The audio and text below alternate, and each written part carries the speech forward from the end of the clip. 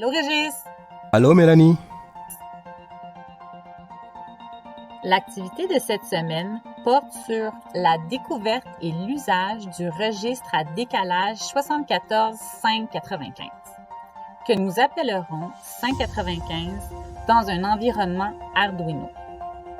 Vous n'êtes donc pas obligé de nous retourner votre projet complété. Sans plus tarder, nous vous présentons l'activité de la semaine. Dans l'environnement Tinkercad, concevez et programmez un système de gestion de feux de circulation à une intersection. Afin de vous simplifier la tâche, toutes les phases d'un cycle ont la même durée. Langage de programmation, bloc, C et C++.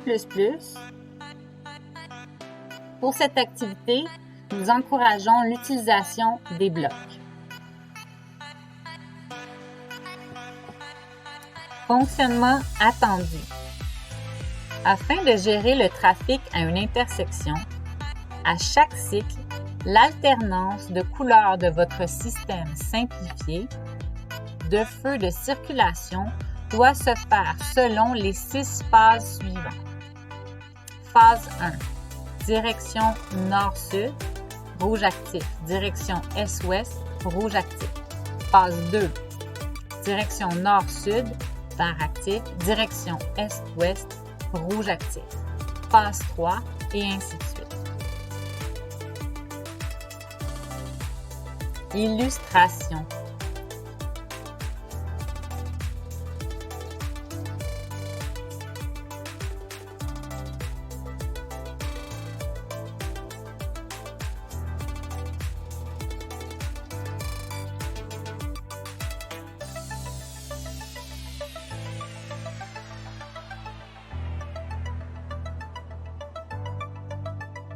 Surtout, n'oubliez pas d'être très patient et patiente.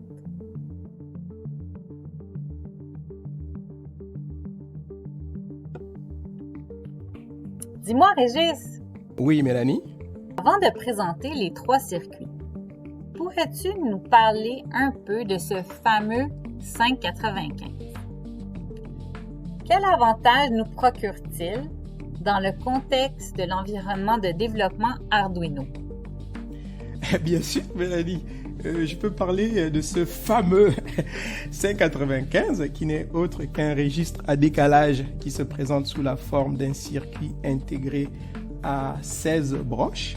Nous ne nous intéresserons pas à toutes ces 16 broches, mais à 12 en particulier. Ok? Donc, nous nous intéresserons aux 8 broches qui correspondent aux sorties, qui vont donc de QA à QH. Nous nous intéresserons à la broche qui correspond à l'entrée des données, donc des données en série. Nous nous intéresserons ensuite aux 2 broches qui correspondent aux horloges. Alors, une des horloges permet de faire le décalage des données à l'intérieur du 595 et l'autre permet de activer ou désactiver les sorties, rendant donc les sorties disponibles ou non selon le cycle de travail du 595. Et la dernière broche qui nous intéressera, c'est la broche ici qui est donc une sortie en série que l'on utilise lorsqu'on met plusieurs 595 en cascade. Donc pour mieux comprendre le fonctionnement du 595, nous allons regarder sa structure interne. Alors après avoir identifié nos signaux d'intérêt qu'on a répartis ici en 2 catégories, donc les signaux d'entrée et les sorties, avec respectivement les numéros correspondant à leur broche, nous constatons que le 595 est constitué à l'intérieur de 2 réseaux de bascules. Alors les bascules sont ces boîtes rectangulaires que nous avons ici, donc les boîtes rectangulaires vertes et rouges. Ces deux réseaux sont situés respectivement à l'entrée du 595 et à la sortie du 595. Le réseau de bascule qui se trouve à la sortie du 595 est piloté par l'horloge qu'on appelait latch, alors que le réseau des bascules qui se trouve à l'entrée du 595 est piloté par le shift. Alors une bascule est un composant très important en électronique numérique et dans l'application que nous avons, nous voyons qu'elles vont être du moins responsables du transfert de données. C'est essentiellement ce que nous allons voir ici. Et pour mieux comprendre le fonctionnement de tout ça, nous allons avoir une petite illustration dans ce qui va suivre. Alors ici, nous avons une série de données qui arrivent au port 14, qui correspond à notre port d'entrée des données. Et nous avons des données qui vont de I à P. Alors nous allons procéder au chargement du 595. Alors avant de faire le chargement du 595, le latch s'assure ici de verrouiller les sorties, pour s'assurer de l'intégrité ou des sorties. Parce que vous imaginez bien qu'en situation réelle, cette partie, du moins ces sorties, vont vers d'autres compartiments là, du circuit. Donc là, nous ne sommes que au niveau d'un composant en particulier. Donc, les sorties sont verrouillées. Nous pouvons procéder au chargement par l'intermédiaire du shift. Alors, le shift, cette horloge va jouer essentiellement le rôle suivant, c'est que l'horloge va être responsable de charger chacune des bascules d'entrée et de faire le décalage graduel des données, alors des bascules qui sont immédiatement à l'entrée, on va les dire comme ça, vers celles qui sont un peu plus en profondeur. Alors là, nous venons de procéder au premier chargement. Alors nous allons faire le second, le troisième, le quatrième, et nous allons tous les charger. Ainsi de suite. Alors, nous voyons donc que le chargement se fait du haut vers le bas, donc de l'entrée, on va dire, des bascules qui sont immédiatement à l'entrée, vers celles qui sont un peu plus en profondeur. Donc, notre 595 est chargé. Le chargement, on vient de le voir, c'est fait en série. Alors maintenant, on va faire le transfert de ces données vers les bascules de sortie, donc vers les sorties. Alors, pour ce faire, nous allons nous servir du latch. Essentiellement, ce que le latch va faire, c'est déverrouiller les sorties et en même temps procéder au transfert des données vers les bascules de sortie. Alors, on le voit. Alors, ça a été fait. Donc, les sorties ont été libérées. Le transfert s'est effectué. Ce qu'il faut constater ici, c'est que le transfert s'est effectué en parallèle. Donc, tout s'est fait en même temps. Le chargement s'est fait en série, mais le transfert s'est fait en parallèle. Donc, pour cette raison, le 595 a une caractéristique qu'on appelle entrée en série, sortie en parallèle. Ou alors en anglais, c'est Serial Input, Parallel Output. Ce qu'on a vu tout à l'heure, c'est qu'on a attendu de charger toutes les données, donc toutes les bascules, directement avant de les transférer. Peut-on vers les sorties, peut-on les transférer au fur et à mesure? Oui, ça peut se faire. C'est pas optimal, mais ça se fait. Voyons comment. Alors ici, nous allons transférer les données au fur et à mesure. Il y en a une qu'on a déjà chargée. Alors on va charger une autre. Du moins, on va immédiatement l'envoyer vers la sortie. Ça c'est fait. On va charger la deuxième. La troisième, du moins la deuxième, on l'envoie aussi vers la sortie. et on en envoie 3 et c'est faisable. Okay? C'est pas ce qu'il y a de plus optimal, mais on peut le faire. Alors, après avoir vu ce petit mode de fonctionnement, alors nous allons procéder à l'examination, du moins nous allons voir les simulations, nous allons voir ceci, faire des démonstrations à partir des circuits que nous avons préparés. Alors donc nous passons à la partie manipulation en tant que telle de notre présentation. Tout à l'heure, ce que nous avons vu, c'est le fonctionnement du 595. Alors ici, nous avons préparé pour vous une simulation qui permet de le voir. Le Arduino ici ne nous sert au fond que pour l'alimentation et le 595 est piloté à partir de ces 3 switches qui sont reliés à l'alimentation. Donc c'est pour simuler les niveaux haut et bas, 0,5 volts. Okay. La première switch ici, c'est pour le signal d'entrée, okay, qui arrive ici à la pin 14. Okay. Et donc entrée des signaux numériques, en série. Okay. Et ensuite, ici, nous avons le shift, okay, qui lui se trouve au niveau de la pin ou broche 11. Et puis finalement, nous avons le latch qui lui est branché à la broche 12. Okay. Les sorties, nous les avons placées ici pour que vous puissiez les voir comme il faut, là, du moins en une rangée. Maintenant, si on les regarde, alors ça, ce serait la première. Elles correspondent à ce qu'on a vu tout à l'heure, donc qui allait de QA à QH. Okay. Nous ici, on les a plutôt dénommés de Q0 à Q7. C'est bon. Alors sans plus tarder, nous allons faire la manipulation. La première manipulation, pour bien voir ce qui se passe, nous allons uniquement envoyer des 1. Okay. Donc nous venons ici mettre la sortie, du moins l'entrée à 1. Et puis on va charger et décaler en même temps notre 595 par l'intermédiaire du shift. Alors on va envoyer 8 données, donc il va falloir qu'on le fasse, du moins qu'on l'active 8 fois.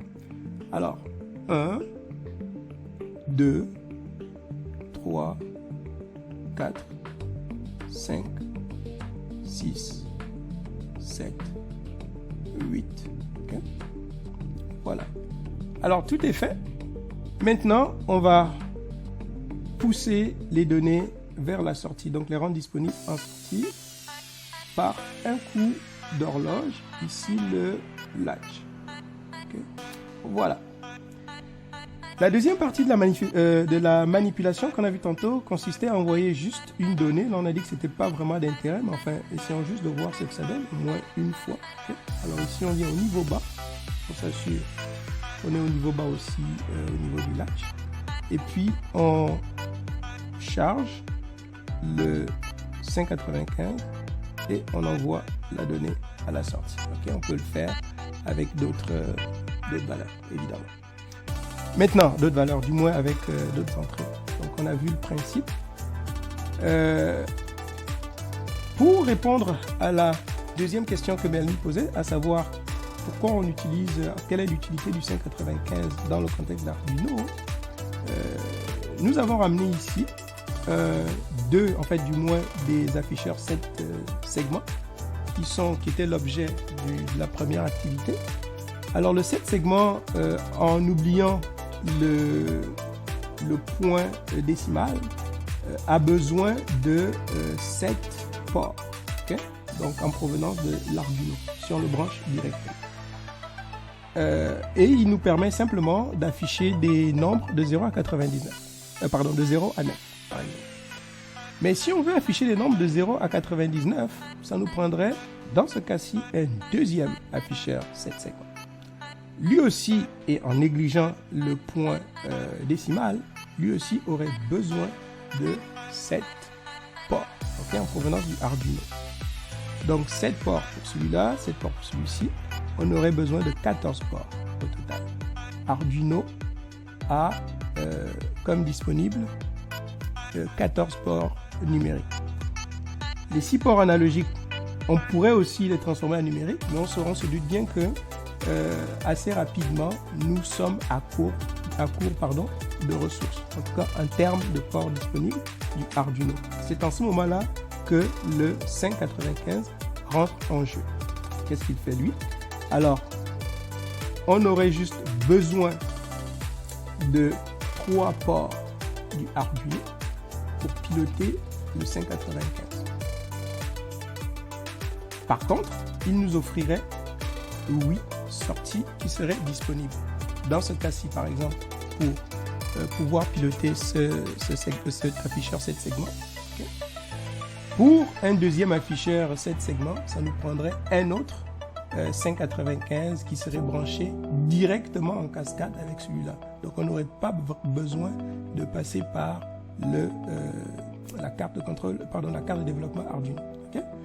Donc on aurait uniquement 3 signaux, mais à partir de 3 ports, à partir de ces 3 ports-là, on pourrait avoir 16 ports de sortie, du moins 16 ports numériques supplémentaires. En passant, quand on en a juste 8, là, on parle ici d'un octet. Okay? Donc, on passerait d'une situation où nous avons un octet de données disponibles à une situation où on en aurait 2 assez facilement. Okay? Et ça nous laisserait encore de la marge pour d'autres composants qu'on pourrait avoir dans le circuit. Okay? Donc, voilà la réponse à la deuxième question de Mélanie. Maintenant, Mélanie a aussi dit que la préférence pour cette activité était de travailler en bloc. Okay? Pourquoi? Parce que ce que vous allez faire essentiellement dans le fond, là, nous supposons que vous allez vous servir de ce circuit pour pouvoir vous pratiquer. Donc les opérations de base que vous allez faire sont exactement celles que vous allez reproduire en bloc. Okay? Autrement dit, mettre un niveau 0 okay, pour le port qui correspond au latch. Ensuite, mettre aussi un niveau 0 pour le shift. Okay? Et finalement, mettre ici la bonne valeur que l'on voudrait avoir, soit un niveau haut ou un niveau bas. Une fois c'est fait, donc s'assurer qu'on a un niveau 0 d'abord, on était déjà au niveau 0, donc mettre au niveau 1, revenir au niveau 0. Okay? Et après ça, vous le faites pour autant de données que vous voulez, là, dans le fond. Et une fois que vous avez terminé, vous assurez que vous envoyez le niveau haut pour le latch. Et puis, vous avez complété, par exemple, votre cycle. Okay? Voilà. Donc, nous avons donné un exemple là où, au fond, vous pouvez un peu voir comment ça a été fait, encore une fois, en bloc. Donc, on va s'arrêter ici pour cette partie-là. On va vous montrer ensuite le fonctionnement de 2 595 montés en cascade, et après ça Mélanie viendra pour vous présenter la fin de l'activité. Merci. Donc voici le deuxième et dernier circuit de manipulation que nous avons préparé pour vous. Alors lui, il comporte 2 595 qui sont montés en cascade. Alors comme on le voit, les 2 595 ne vont être pilotés que par ces 3 switches-là, autrement dit par ces 3 signaux. Encore une fois, si on avait un Arduino, on aurait utilisé uniquement 3 ports. Okay? Donc, maintenant, alors comment les relier? Alors la manière de les relier est la suivante. Donc, elles ont en commun, okay, leurs 2 horloges. Okay? Autrement dit, ici le shift et puis le latch. Okay? Et ce qui arrive, c'est que la sortie ici, donc le port, la broche 9, okay, c'est elle qui sert désormais d'entrée en série de données au deuxième 595. Alors sans plus tarder, au fond, on va juste faire 1 ou 2 manipulations, davantage une, et je pense que vous aurez aussi ce circuit. Et en ce moment-là, ça va être beaucoup plus facile pour vous de faire, au fond, autant de manipulations que vous voudrez. Nous allons simplement voir le principe. Okay? Alors, ce qu'on a vu tantôt, c'est que nous ne pouvons envoyer, en fait, du moins ici, nous avons uniquement 8 bits, donc un octet. Okay? Alors, ça veut dire que si nous envoyons un 9e, et nous ne pouvons plus, du moins, on va devoir faire de la place, donc on ne les aura pas tous. Okay? Donc, ce qui va arriver, c'est que nous allons, dans un premier temps, envoyer un octet au premier 595, exactement comme on a fait tout à l'heure. On va envoyer les niveaux hauts pour qu'on puisse les voir. Même chose que tantôt, donc une fois, 2 fois, 3 fois, 4 fois, 5 fois, 6 fois, 7 fois, 8 fois. Okay? Avec le shift et avec le lâche, on pousse le tout en sortie. Okay? Voilà. Alors, cette fois-ci, on va rajouter un autre niveau haut, un autre signal. Et on va voir ce qui va se passer. Ou, tenez, on va ajouter un niveau bas. On va voir ce qui va se passer. Okay. Donc, on rajoute un 0 cette fois-ci. Une fois. Et on le pousse en sortie. Okay. Et là, on vient de voir que le signal qu'il y avait ici, la valeur haute qu'il y avait ici, vient d'être transféré ici. Okay. On va faire une deuxième fois. Là, en fait, on va envoyer une deuxième valeur.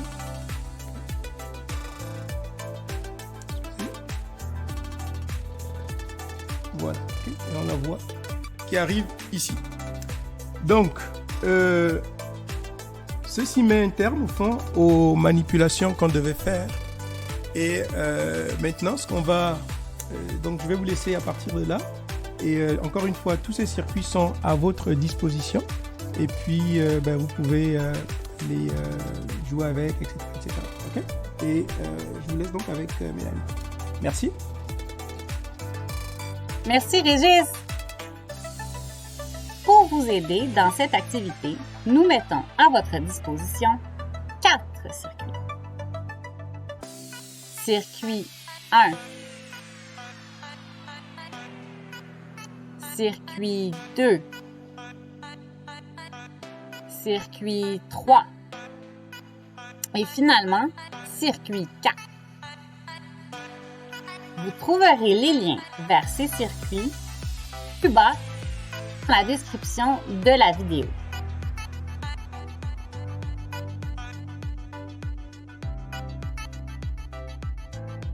N'oubliez pas, vous n'avez aucun travail à nous retourner pour cette semaine. Cependant, pour toutes vos questions, contactez-nous à l'adresse suivante. Merci, bonne chance et à la semaine prochaine!